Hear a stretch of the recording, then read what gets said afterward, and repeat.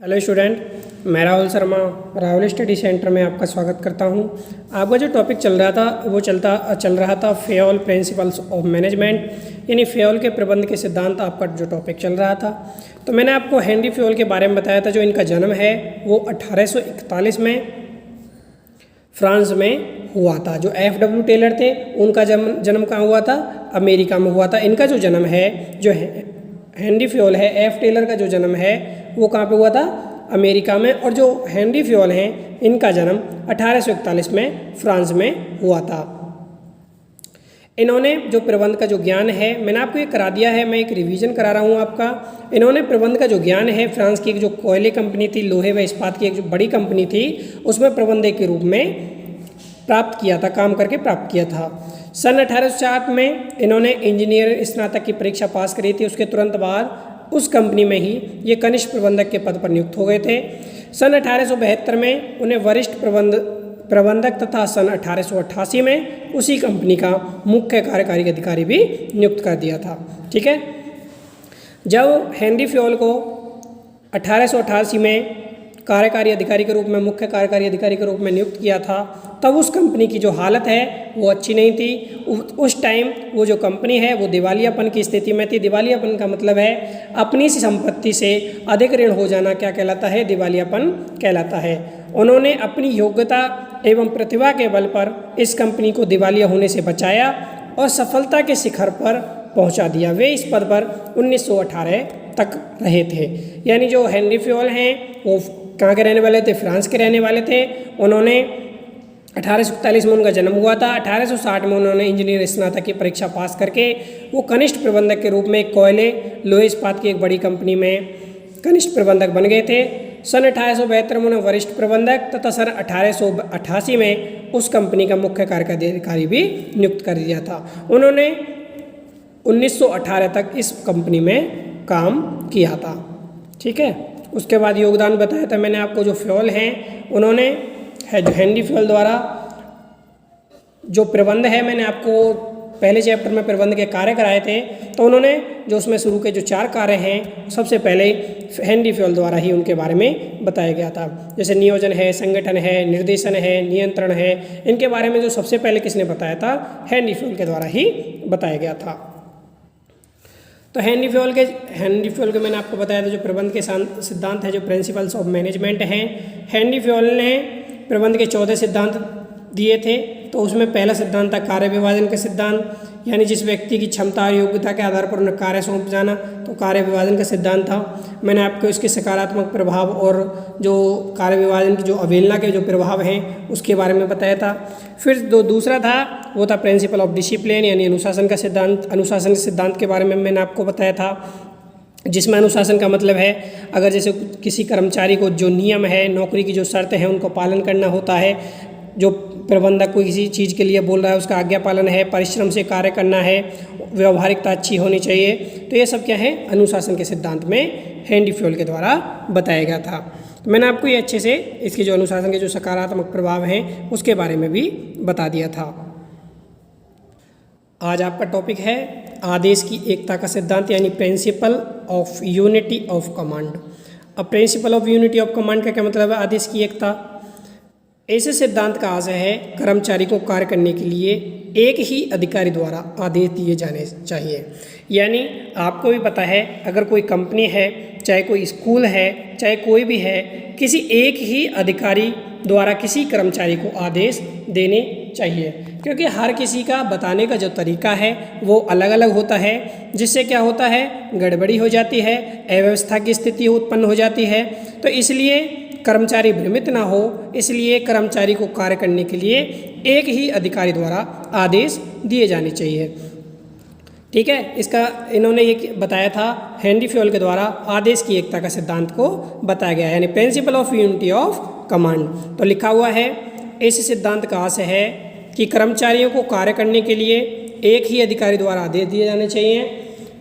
आदेश की एक रूपता के अभाव में कर्मचारी भ्रमित हो जाते हैं। आपको ही पता है अगर भिन्न भिन्न तरीक़ा के अलग अलग अधिकारी अगर कोई आदेश देंगे, उससे क्या है जो कर्मचारी कार्य कर रहे हैं वो भ्रमित हो सकते हैं और अव्यवस्था और गड़बड़ी भी उत्पन्न हो सकती है। इससे प्रशासन में अव्यवस्था एवं गड़बड़ी उत्पन्न हो जाती है तथा उत्पादन में भी शिथिलता आ जाती है। आपको ये पता है, अगर कर्मचारी भ्रमित होगा, कर्मचारी कन्फ्यूज होगा, तो उससे क्या होगा, उत्पादन यानी प्रोडक्शन में भी शिथिलता आएगी या कमी आ सकती है। ये क्या है, आदेश की एकता का सिद्धांत है। अब आदेश की एकता के सिद्धांत के कुछ सकारात्मक प्रभाव लिखे हुए हैं। उसमें पहला है, अधीनस्थों एवं अधिकारियों की कार्यकुशलता में वृद्धि होती है। आपको भी पता है, जो अधीनस्थ हैं, जो अधिकारी हैं, जो उनकी जो कार्य करने की जो कुशलता है उसमें वृद्धि हो जाती है। फिर नेक्स्ट है, उत्तरदेयता के निर्धारण में आसानी होती है, यानी उत्तरदेयता के जो निर्धारण है उसमें आसानी हो जाती है। फिर है, संस्था में सौहार्दपूर्ण वातावरण की स्थापना हो जाती है। जो संस्था है उसमें एक अच्छा वातावरण बनता है। आपको भी पता है, अगर कोई आदेश आएगा तो एक ही व्यक्ति द्वारा दिया जाएगा। उससे क्या है, आपको पता रहेगा, अगर वो व्यक्ति सामने वाला बोल रहा है, एक ही अधिकारी अगर किसी चीज़ के बारे में बोल रहा है तो उसी को आप फॉलो भी करोगे। ठीक है।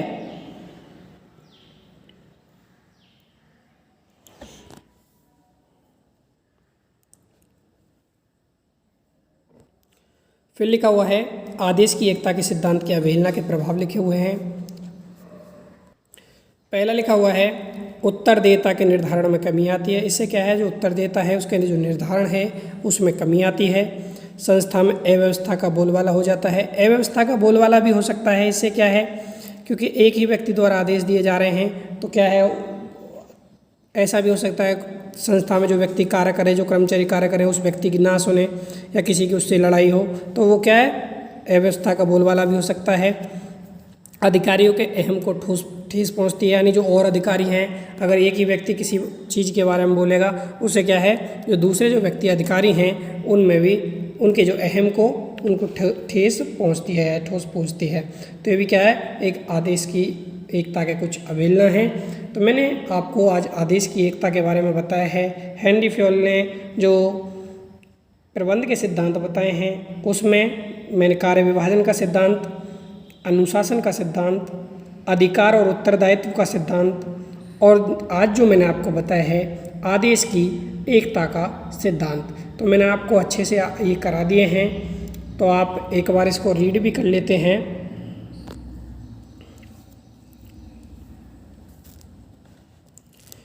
इस सिद्धांत का आशय है कि कर्मचारियों को कार्य करने के लिए एक ही अधिकारी द्वारा आदेश दिए जाने चाहिए। आदेश की एकरूपता के अभाव में कर्मचारी भ्रमित हो जाता है। इससे प्रशासन में अव्यवस्था एवं गड़बड़ी उत्पन्न हो जाती है तथा उत्पादन में भी शिथिलता आ जाती है। शिथिलता, कमी आ जाती है या शिथिलता आ जाती है, एक ही बात है। आदेश की एकता के सिद्धांत के कुछ सकारात्मक प्रभाव दिए हुए हैं। इस सिद्धांत के सकारात्मक प्रभाव निम्नलिखित हैं। अधीनस्थों एवं अधिकारियों की कार्यकुशलता में वृद्धि होती है। उत्तरदेयता के निर्धारण में आसानी होती है। संस्था में सौहार्दपूर्ण वातावरण की स्थापना होती है। और आदेश की एकता के सिद्धांत की अवहेलना के प्रभाव, इस सिद्धांत की अवहेलना के प्रभाव निम्नलिखित हैं। उत्तरदेयता के निर्धारण में कमी आती है। संस्था में अव्यवस्था का बोलबाला हो जाता है। अधिकारियों के अहम को ठोस पहुंचती है, ठेस पहुंचती है। ये सब क्या हैं, आदेश की एकता के सिद्धांत में आते हैं। कल मुझे जो आपको कराना है वो मुझे कराना है निर्देश की एकता का सिद्धांत, यानी जो निर्देश हैं उसकी जो एकता है उसका सिद्धांत। निर्देश का मतलब है डायरेक्शन, किसी व्यक्ति को लक्ष्य के बारे में उसे बताना, उसे मोटिवेट करना, उसे प्रेरित करना, उसके बारे में उसे बताना, संचालन कैसे करना है, किस प्रकार उसके लिए योजना तैयार करना, प्लानिंग तैयार करना। ये मुझे कल कराना है। तो आज के लिए मैं इतना ही कराऊंगा। तो कल मैं जो आपको निर्देश की एकता का सिद्धांत बताना है, principal of unity of direction, उसके सकारात्मक प्रभाव के बारे में भी बताना है। तो आज के लिए इतना ही। Thank you for watching.